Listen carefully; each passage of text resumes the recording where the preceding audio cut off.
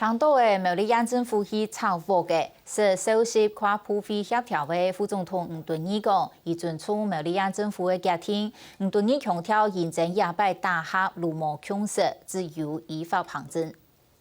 重新分配了，只有这一家张药局啊，或者叫张药房，是我们再三希望能够兼顾权益法，但是刘县长有他依法要执行的这个公益啊，所以也得尊重啊，所以莫用迄无正式的、无正确的围攻，那上面说话不算话，99%以上都是确认的嘛。好，谢谢。